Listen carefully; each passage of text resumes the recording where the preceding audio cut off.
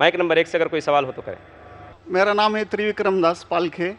मैं नौकरी करता हूँ यहाँ पर एक हार्डवेयर और प्लाउड के दुकान में। मैं आपका बहुत बार प्रवचन टीवी पे देख चुका हूँ, बहुत आनंद भी आता है। अक्सर आप का जो प्रवचन रहता है, जो हिंदू का जो आता है, आप वेदों से देते हैं, आप यानी जो भी वेदों से कंपेरिजन करते हैं। लेकिन हमारा जो वेद है वो अक्सर जो है वो स्वर्ग यानी जन्नत तक ज़्यादा करके ये करते हैं। लेकिन उसके आगे अगर हिंदू में अगर हम लोग जाएंगे, अगर सही में हिंदू भी नहीं बोलते, हम सनातन धर्म कहते हैं। जैसे आपने अभी व्याख्या किया था, नदी के पार के हिंदू उसको कहा जाता है। तो हम तो सनातन धर्म से है। तो सनातन धर्म में हमारा जो आता है वो भगवत गीता, जैसे आपके अंदर जो ये है, जैसा बाइबल का आपने, इस्लाम का ये है, कुरान है, तो इसी तरह हमारा भगवत गीता है। और जो भगवान के बारे में जानना है यानी अल्लाह के बारे में जानना है तो अगर हमारा है तो वो भागवतम है। तो भागवतम से हम लोग हमारा चलता है सब कुछ। अगर ये है वेद तो हमको स्वर्ग तक जाने के लिए है। लेकिन हमारा जो भागवतम है वो अल्लाह तक जाने के पहुँच तक है, यानी अल्लाह को हम सामने सामने देख के उनकी सेवा करने के लिए है। तो जो अभी आपने जो भी बोले थे, जो जवाब दिया था, अभी कर रहे थे औरतों के बारे में, माताजी लोगों के बारे में, तो हमारे भगवत गीता में भी लिखा है कि औरत को भगाता है तो उसको मार दीजिए। ऐसा नहीं है कि आपके इसमें सब में एक ही जैसा है। और आपका प्रवचन मुझे बहुत बहुत अच्छा लगा कि आपने जो कहा, जो लिखा गया किताब है वो किताब के मुताबिक चले तो बहुत आदमी सुखी रहता है। बाकी तो मैं और कुछ सवाल तो कुछ पर्सनल पूछना चाहता हूँ, बाद में मैं आपको मिल के सब पूछूंगा, सबके सामने नहीं पूछ सकता। लेकिन आपका प्रवचन सुन के मुझे बहुत आनंद आया। हमारे हिंदू भाई ने कहा है कि वो काफ़ी मेरे तकरीर देखते हैं टीवी पे और प्रसन्न होते हैं, खुसूसन जब मैं हिंदू धर्म के बारे में कहता हूँ। और वो कहते हैं कि वो सनातन धर्म को मानते हैं। और सनातन धर्म में भी आपको शायद ये पता होगा कि सबसे अव्वल किताब भगवत गीता नहीं है, वेद है। भगवत गीता सनातन धर्म, अगर आप पढ़ेंगे आर्य समाज, आप आर्य समझिए, सनातन धर्म में बहुत से किस्म है। आपको इस्कॉन से मैं इस्कॉन, बिल्कुल इस्कॉन, हरे रामा हरे कृष्णा, इस्कॉन, ठीक है। तो इस्कॉन का तस्करा करता हूं। मैं गया था एक बार कलकत्ता में, और कलकत्ता में तकरीर थी मेरी। उस वक्त बारिश आती है, बारिश तो हो गई, लेकिन मेरे साथ आने वाले थे इस्कॉन के हेड कलकत्ता के। हम लोग दोनों जाते एक वैन में, वैनिटी वैन, मतलब जब बड़े मैदान में, यहाँ तो माशाल्लाह मैदान के बाजू में काफ़ी बिल्डिंग है, तो बड़े मैदान में प्रोग्राम होता है तो कोई ग्रीन रूम नहीं होता है, तो क्या करते हैं, वैन लेके आते, बस इसमें मेकअप रूम या आराम करने के लिए कंडीशन होता है। तो मैं इस्कॉन के हेड के साथ में बैठा था, तो उन्होंने वही बात कही जो आपने कहा, हमारे लिए सबसे अव्वल है भगवत गीता। मैंने बोला ठीक है, और कहीं का वेद भी ठीक है। तो मैंने पूछा, ये भगवत गीता हिंदू धर्म में दो किस्म की किताब है, एक है श्रुति, एक है स्मृति। श्रुति मतलब जो भगवान की भेजी हुई किताब, वेद और उपनिषद। उसने कहा बिल्कुल सही। स्मृति किसे कहते, तो उसने कहने लगा स्मृति कहते वो जो आदमी की लिखी हुई किताब है, मिसाल के तौर पे मनुस्मृति। तो मैंने पूछा ये रामायण और महाभारत क्या है, तो उसने कहा यह है स्मृति। बेशक बिल्कुल सही जवाब था, मैं भी तालिब इल्म हूं। तो मैंने पूछा, बिल्कुल सही कहते, ऊपर आती है श्रुति, वेदा और उपनिषद। स्मृति मतलब दूसरी किताबें, मनुस्मृति, इतिहास।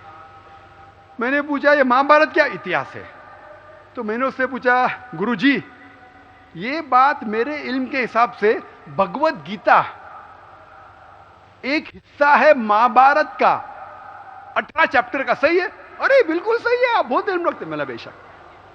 तो जब भगवत गीता महाभारत का हिस्सा है तो महाभारत स्मृति है क्या श्रुति है? चुप बैठ, स्मृति है बोला। तो स्मृति ऊपर क्या नीचे?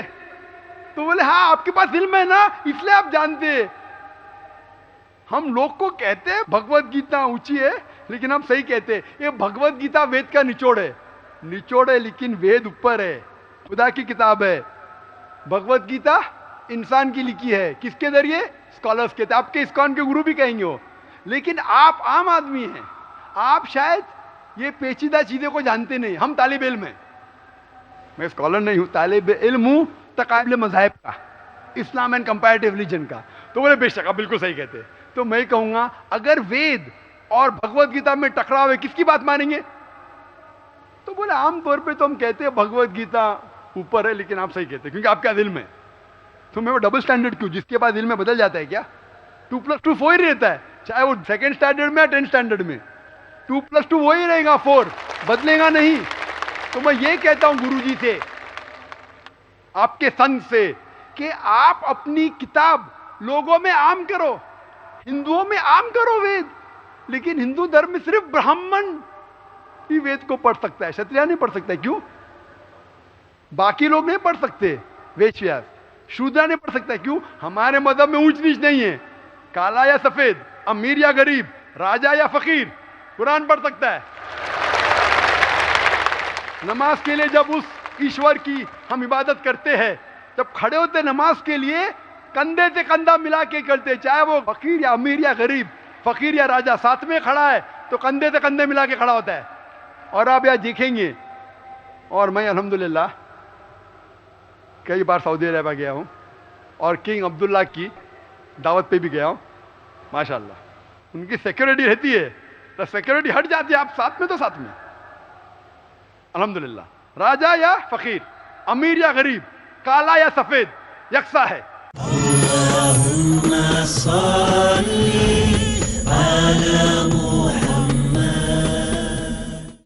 कुरान की आयात को रसूल की हर बात को मोमिन ही समझता है ज़कात के अहकामात को। इस्लाम ने इसको किस कदर अहमियत दी है, कौन कौन सी खैरखाई है जो खाई है। डॉक्टर मोहम्मद हम्माद लखवी, जो इस्लाम ज़कात के जरिए करता है। ज़कात की बड़ी अहमियत है ताकि एक मुसलमान का सारा माल अल्लाह ताला के यहाँ पाक तसव्वुर हो। माल की पाकी और हिफाजत के लिए, मुसलमानों की तरक्की के लिए, ईमान की पुख्तगी के लिए। ज़कात से अच्छे खसाइल पैदा होते हैं, सखावत है, इंसानियत के साथ हमदर्दी है। ज़कात की अदायगी जरूरी है मोमिनाना जिंदगी के लिए। ज़कात अल्लाह ताला ने जो आयत की है, हाफिज सलाहुद्दीन यूसुफ, तो वो टैक्स नहीं है, ये एक इबादत है। जानिए उस अहम इबादत का मकसद जिससे संवर जाएंगे मुसलमानों के हालात। अहकामे ज़कात, कल रात 7:30 बजे और दोबारा रात 2:30 बजे इंडिया में पीस टीवी उर्दू पर।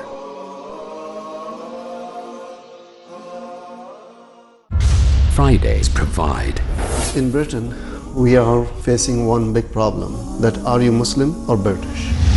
The space to talk. In India, back home, they ask, are you a Muslim first or Indian first? And we Muslims should know how to reply, how to turn the tables over. The place to knock. Why Trinity cannot be regarded in that sense, Father, Son and Holy Spirit? The opportunity to ask. But even if we agree that what the Christians say, that he was crucified, so if Jesus Christ, peace be upon him, died for 3 days, who controlled the world? That means even God died? The freedom to unmask. So there are various ways which we can prove the argument to be wrong. Let's meet Dr. Zakir. आज रात 8 बजे और दोबारा सुबह 10 बजे India में piece TV Urdu पर। गुमराहियों से मिलती है उस शख्स को नजात, शब रोज जो गुजारता है आलिमों के साथ। कुरान मजीद हमारी जिंदगी की, हमारी ईमान की रूह है। बेराह रवि से छुटकारा, चाहे वो अकीदा हो, चाहे वो अखलाक हो, चाहे मुआमलात हो।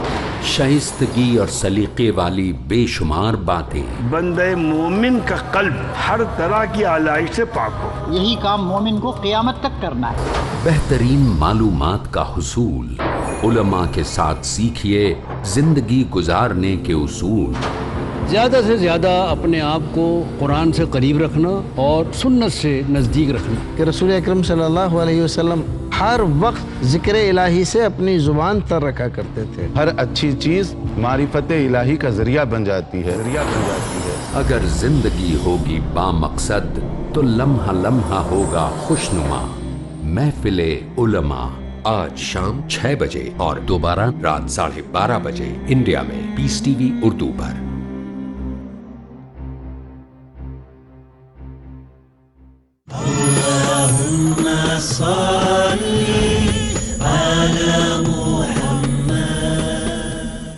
तो मैं ये कहना चाहता हूं, आप बिल्कुल सही कह रहे थे कि वेद स्वर्ग की बात करता है लेकिन खुदा की बात भी करता है। भगवत गीता में भी स्वर्ग की बात लिखा है, खुदा का भी लिखा है। आप बोले अल्लाह के करीब आने के लिए भगवत गीता सही है, बराबर। मैं ये नहीं कह रहा हूँ कि ये वेदों में नहीं कहा, वेदों में बहुत आखिरी में आता है, लेकिन जो भगवत गीता जो है वो डायरेक्ट भगवान हुआ है, यानी अल्लाह ने कहा हुआ है, ऐसा है। तो इसके लिए अभी वेद तो संस्कृत में है, वो पढ़ नहीं सकते, लेकिन जो भगवत गीता है वो बहुत सारी इसमें ट्रांसलेशन हो गई है। और जो भगवत गीता है बहुत सारे आदमी ने यानी लिखी हुई है, करीबन 200-300 लोगों ने लिखी है अपने अपने हिसाब से। हाँ, बिल्कुल सही कहा। लेकिन इस्कॉन का जो गीता है भगवत गीता वो गुरु परंपरा में है, वो भी आदमी है, एज इट इज लिखा हुआ है। यानी वो परंपरा में अगर गया तो वो कृष्ण तक गया, यानी जिसने जो कहा है वो एज इट इज है, इसके लिए उसका लिखा हुआ as it is Bhagavad Gita. आपके स्वामी प्रभुपदा, बराबर? यस, बराबर हुआ। स्वामी प्रभुपदा इंसानी थे ना? हाँ, इंसानी थे ना, मैं किधर ना बोल रहा हूँ। ये हमारा कुरान जो है ना डायरेक्ट अल्लाह की तरफ से ना मोहम्मद सल्लल्लाहु अलैहि वसल्लम ने लिखा है, वही हम लोग ने ये कुरान जो है डायरेक्ट अल्लाह की नाज़िल हूबहू। इसलिए जितने भी दिगर मज़ाहिब की किताब है जैसे वक्त जाने लगे बदलते गए। आप बिल्कुल सही कहते, 300 किस्म की किताब है, बाइबल सैकड़ों किस्म, हमारे IRF में 200 किस्म की बाइबल है। आप किस में मानेंगे? कुरान आप लो, कोई भी कुरान लो, इंडिया में, अमेरिका में, यूके में, हिंदुस्तान में, पुणे में, हूबहू वही है। एक लफ्ज की बात दूर रही, आ की मात्रा, ई की मात्रा, जबर जेर पेश, वो भी फर्क नहीं है, फत्ता दम्मा कसरा में भी फर्क नहीं है। ओरिजिनल कुरान में तो फत्ता दम्मा कसरा था नहीं, लेकिन आज जब हम पढ़ते हैं माशाअल्लाह। तो मैं ये कहना चाहता हूं जितनी भी किताबें पहले आई, आज भी आप बिल्कुल सही कहते हैं, भगवत गीता वेद का निचोड़ है, लेकिन जब निचोड़ होता है वो असली फल से कॉन्ट्रडिक्ट करे तो फल और अहम है। मैं बिल्कुल मानता हूं, स्वामी प्रभुपदा मानते हैं कि भगवत गीता क्या है, वेद का निचोड़ है। और वो कहते हैं, मैं भी पढ़ चुका हूं आपकी Bhagavad Gita as it is पढ़ चुका हूं, उसमें ही लिखा, उसका ही ट्रांसलेशन था। भगवत गीता अध्याय नंबर 7 श्लोका नंबर 20 में, जो कोई दुनियादारी के पीछे भागता है वो गलत खुदाओं के पीछे भागता है। आपकी भगवत गीता में लिखा एज इट इज में, और उसका अगर प्रीफेस पढ़ेंगे उसमें लिखा है कि ये जो वेद है वो गाय है, भोज से गाय है, और कृष्ण क्या है, दूध निकालने वाला इंसान, और दूध क्या है, भगवत गीता है। सही कह रहा हूं कि नहीं? प्रीफेस में लिखे है, कौन कहता है? आपके स्वामी प्रभुपदा।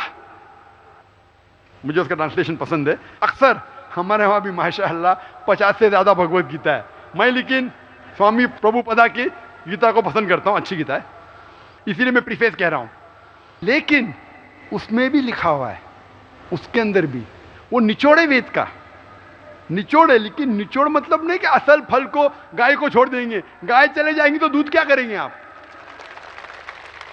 गाय रहेंगी तो दूध मिलते रहेगा ना, दूध को लेंगे, गाय को मार देंगे, दूध आपका खत्म हो जाएगा। भाई गाय को जिंदा रखो, रोज दूध लो, बराबर कि नहीं? दूसरे बच्चे पैदा करेंगे गाय, लेकिन तो गाय को मत छोड़िए। इससे हमें पता लगता है, उसमें लिखा हुआ है, आपके वेद में लिखा हुआ है कि और एक पैगंबर आने वाला है। आपकी भगवत गीता में लिखा है चैप्टर नंबर 4 में वर्ष नंबर 7 से 8 में, यदा धर्मस्य, यानी युग युग में जब भी परेशानी आएंगी इस धरती पे तो मैं एक रूप हासिल करूंगा, अवतार। अवतार की सही मानी आपको मिलेगा वेद से, उसमें पता चलता है जिसे हम कहते हैं पैगंबर।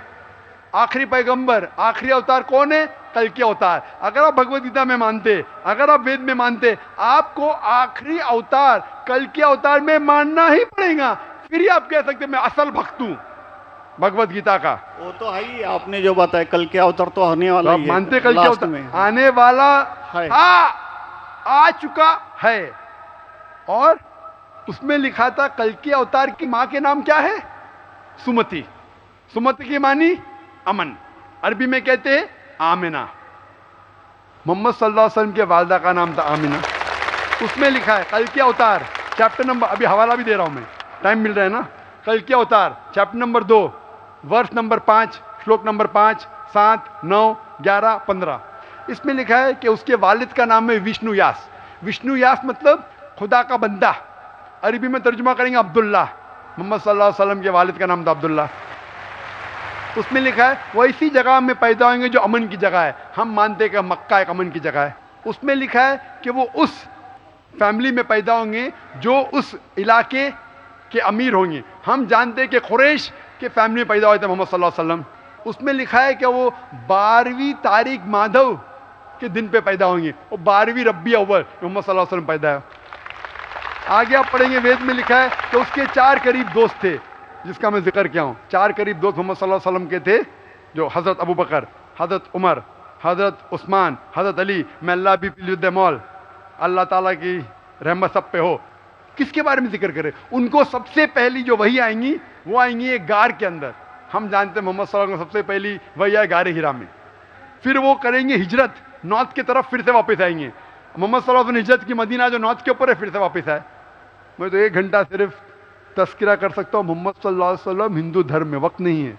मैं ये पूछना चाहता हूँ, आप मानते क्या इस कल के अवतार में? आप मानते मोहम्मद सल्लल्लाहु अलैहि वसल्लम आखिरी पैगंबर है? मैं तो कुरान 3 बार पढ़ा हूँ साहब, मैं तो मानता हूँ कुरान को, वो बात नहीं है। मानना सिर्फ जरूरी नहीं, अमल करना जरूरी है। मैं कहूंगा मैं खुदा को मानता हूँ, खुदा की बात पे अमल ना करता हूँ तो बेकार है। मैं कहता हूँ मैं मेरे वालिद से बहुत मोहब्बत करता हूँ, वालिद की बेइज्जती करता हूँ, वालिद की बात नहीं मानता हूँ, वालिद से बदतमीजी करता हूँ, तो क्या फायदा? आप समझ रहे ना? समझ रहा हूँ मैं, लेकिन आपने कुछ पहले ही अभी 10-15 मिनट पहले ही आपने कहा था कि जो भी है कुरान है, वेद है और बाइबल है, कि जो जो उसमें लिखा हुआ है खुदा ने उसके ऊपर अमल करना चाहिए। तो मैं अपने इससे अमल करता ही हूँ। जो कुछ मानता तो हुई है खुदा एक ही है करके, वो तो मानता ही है। बिल्कुल। मैं नहीं बोल रहा कि आपके लिए कोई खुदा अलग है, मेरे लिए कोई अलग है, या ईसाई के लिए कुछ अलग है। आप सनातन धर्म के हैं, मैं जानता हूँ सनातन धर्म में एक खुदा को मानते हैं। वो मानते खुदा की प्रतिमा नहीं, अक्स नहीं है, बराबर ये मानते। लेकिन मैं ये जानना चाहता हूँ, आप कल के अवतार में आप मेरे सवाल को घुमाओ मत। मैं जानता हूँ, नहीं है मैं ये जानता हूँ, सनातन धर्म के बारे में जानता हूँ। पहले स्टेज में आप पास कर चुके, एक खुदा में मानते, बिल्कुल सही। मैं ये बात जानना चाहता हूँ कि उस खुदा के अवतार पैगंबर, आखिरी पैगंबर में आप मानते हैं क्या नहीं? मोहम्मद सल्लल्लाहु अलैहि वसल्लम, ये मेरा सवाल है। यानी मोहम्मद पैगंबर को आप मानते कि वो आखिरी पैगंबर थे क्या नहीं मानते? वो तो मानता हूँ मैं, मुझे मालूम है ना मोहम्मद पैगंबर आखिरी थे मोहम्मदन में। वो तो मानता ही हूँ। मोहम्मदन में ने आपके लिए, सबके लिए है ना। बिल्कुल सही। तो कोई धर्म, कोई एक मजहब का थोड़ी रहता है गुरु, तो सबके रहता है। वो एक मजहब का थोड़ी गुरु रहता है कि वो एक मजहब के लिए, वो सब मजहब के लिए गुरु रहता है। तो मानता ही मैं उसको। बिल्कुल सही। लेकिन ये कहना कि सब मजहब यकसा है हूबहू, ये सही नहीं। यकसानियत है, इसीलिए मैंने कहा यकसानियत पे अमल करो। आप बोलेंगे मैं सब हिंदू चीज पे अमल करूंगा, कई हिंदू जाते बुत परस्ती करने के लिए, आपने करते, अच्छी बात है अल्हम्दुलिल्लाह, इसीलिए मैं आपको कांग्रेचुलेट करता हूं। आप बुत परस्ती नहीं करते, मैं आपको कांग्रेचुलेट करता हूं। मैं कांग्रेचुलेट करता हूं क्योंकि सनातन धर्म बुत परस्ती नहीं करता है। अल्हम्दुलिल्लाह सुम्मा अल्हम्दुलिल्लाह, आप आधे इम्तिहान में सफलता पा गए। अभी ये पूछता हूं मैं, जैसे आपने कहा, आप अगर मोहम्मद सल्लल्लाहु अलैहि वसल्लम को आखिरी पैगंबर मानते हैं तो उसके पैगाम पे अमल करना ज़रूरी है। सिर्फ पैगाम को पढ़ना ज़रूरी नहीं, पैगाम पे अमल करना ज़रूरी है। अगर मैं कहता हूँ मानता हूँ लेकिन अमल नहीं करता तो कोई फ़ायदा नहीं। तो ये होता है कि अपने मन से खुदा की बात, जो आखिरी पैगाम है कुरान शरीफ, और आखिरी पैगंबर मोहम्मद सल्लल्लाहु अलैहि वसल्लम में मानना ज़रूरी है। फिर ही आप सही तरीके से मज़हब को पहचान सकेंगे। Hope the answer the question. नहीं, थैंक यू। कुछ बोलने का आपको? मुझे ये कहना चाहिए था, अभी आप बोल रहे थे अमल करना चाहिए, अमल करना चाहिए, तो मैं मोमिन बनने का पूरा कोशिश किया, क्योंकि मैं वो मोमिन का क्या रहता है वो 3-4 इसमें सुन चुका हूँ।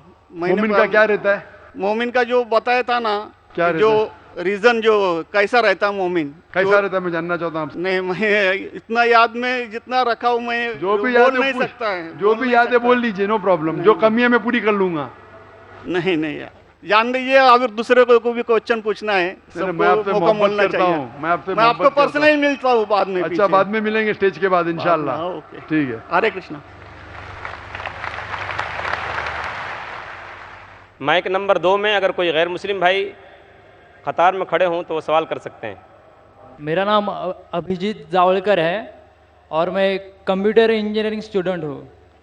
सर, मुझे आपसे ये पूछना है कि अगर कोई मुस्लिम कुरान के ऊपर हाथ रखकर कोई कसम खा ले तो क्या वो कसम वापस ले सकता है? भाई साहब ने पूछा है कि अगर कोई मुसलमान कुरान पे हाथ रख के कसम खाता है तो क्या वो कसम वापस ले सकता है कि नहीं। आम तौर पे कोई भी मुसलमान कसम खाता है, चाहे कुरान पे हाथ रखे या नहीं रखे, उसे वापस नहीं लेना चाहिए। अगर उसे पता चला वो कसम गलत चीज़ है, किसी को नुकसान पहुंचा रही है, तो वापस ले सकता है। तो एक मोमिन, एक मुसलमान अगर अपने ज़बान से कहता है, कसम खाता है या इंशाअल्लाह कहता है, उसका फ़र्ज़ हो जाता है कि उसके ऊपर अमल करे। कुरान पे हाथ रखना नहीं रखना ऐसा कुछ लिखा नहीं है। अगर उसे पता चलता है कि मैंने कुछ गलत चीज़ कह दिया हूँ और किसी का नुकसान होगा या शरीयत के खिलाफ है, कुरान के खिलाफ है, अल्लाह के रसूल के पैगाम के खिलाफ है, फिर उस कसम को तोड़ सकता है। लेकिन आम तौर पे अगर वो कुरान के खिलाफ नहीं है, मोहम्मद सल्लल्लाहु अलैहि वसल्लम के पैगामात के खिलाफ नहीं है, तो उसे अमल करना चाहिए। ऐसी कोई चीज़ नहीं कुरान के ऊपर। लेकिन अगर वो अल्लाह का नाम लेता है और कसम खाता है, आम तौर पे अल्लाह का नाम छोटी मोटी बात में नहीं लेना चाहिए, लेकिन अगर वो अल्लाह का नाम लेके कोई कसम खाता है, takes an oath in the name of Allah सुब्हानहू व तआला, फिर उसके ऊपर और लाजिम हो जाता है। और अगर वो उस कसम को पूरी न कर सके, उसे कफारा देना पड़ता है, उसे जुर्माना देना पड़ता है। Hope the answer the question brother.